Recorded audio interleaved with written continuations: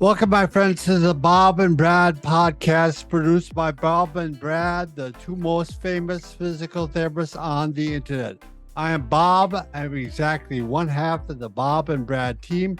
And today I have my guest host, Mike Keenet's physical therapist assistant. There he is, in all his glory. And we're going to interview Brian Bradley. He's with the Egoscue Method. And if you have back pain, neck pain, shoulder pain, knee pain, any one of those pains, you're going to want to stick around because we're going to show you some exercises you could try. So what are some common causes of low back pain, and what are two exercises you would try to give someone to help? Let me go to my trusty book here real quick, and then I want to show you something. I pulled up, for example, here's the air bench, the one sitting against the wall. Yeah. And as you can see, no wonder they took my face out of these books. Look at these two supermodels. When you look at this, that's cat and dog, or cat cow if you come from yoga, and the air bench. Well, there's an easy way to screw up cat dog. I mean, very simply, an easy way to do it. When a person gets into a cat dog or cat cow position, so this is static back, right? This would be amazing. I call this a silver bullet for back pain.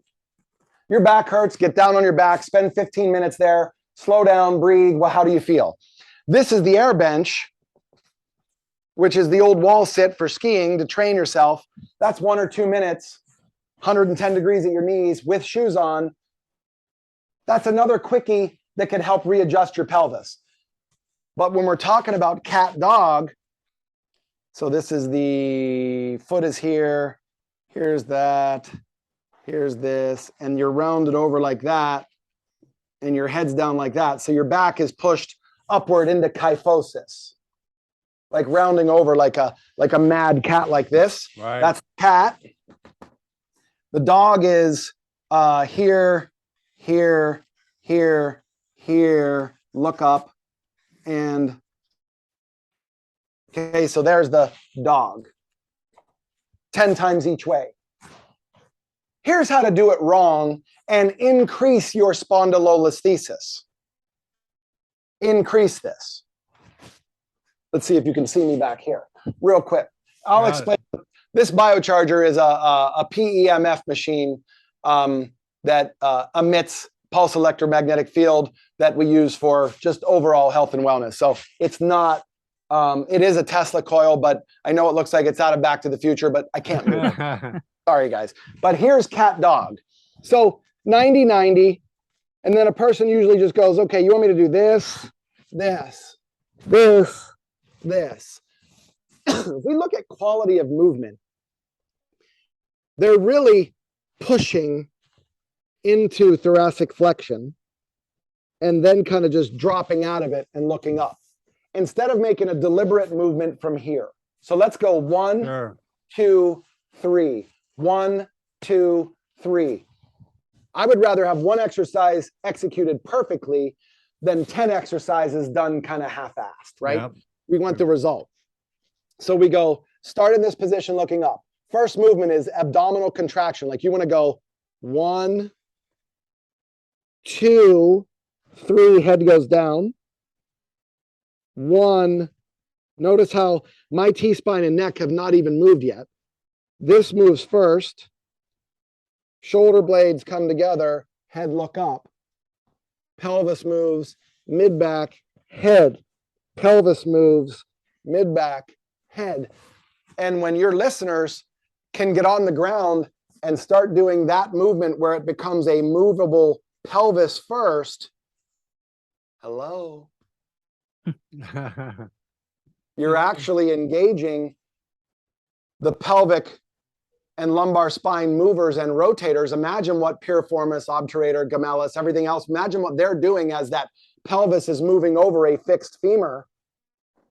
Imagine TFL, imagine glute medius, minimus, all these different muscles are going, oh, this is what true biomechanical hip joint movement should be.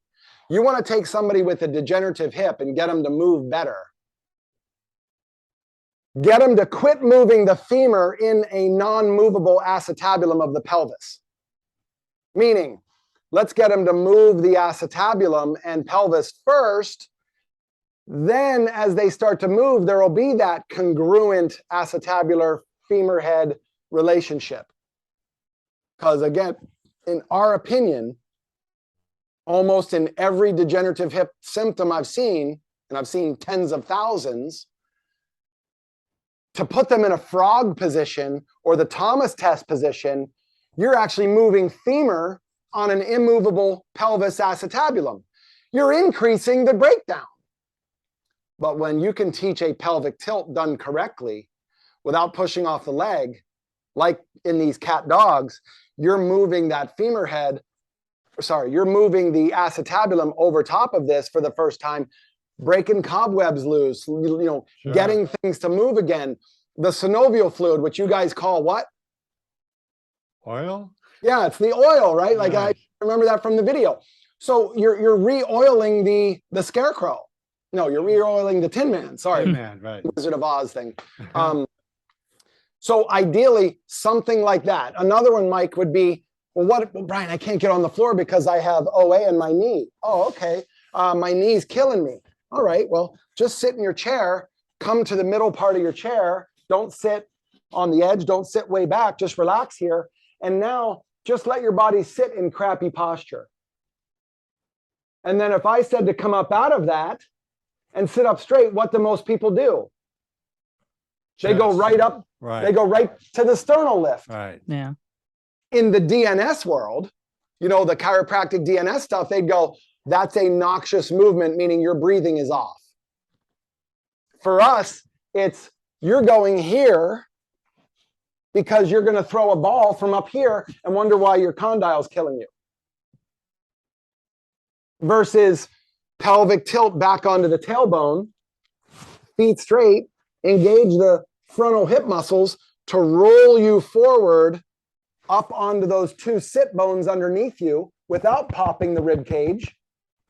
So notice how my hand never moves. My hand's not moving north-south. It's moving front to back as my pelvis is moving. But if you see this, that's that noxious. Sure. So then we could tie that into, oh, Brian, that's why, I have a course out called EastWest Breathing. The EastWest Breathing is an amazing idea because that would mean that I'm breathing with my diaphragm and it's pressuring downward. So for those of you listening, not in the medical world, picture an umbrella. And when that umbrella contracts, it just reverses the umbrella. I know in general, guys, that's not really what happens, but let's just, for all shits and giggles here, it goes down like this and it increases that intra-abdominal pressure. People even start pooping better. Let's be honest. If you're not pooping well, you're not well. And your breathing could be the cause of that. Your pelvic tilt could be the initiator of that.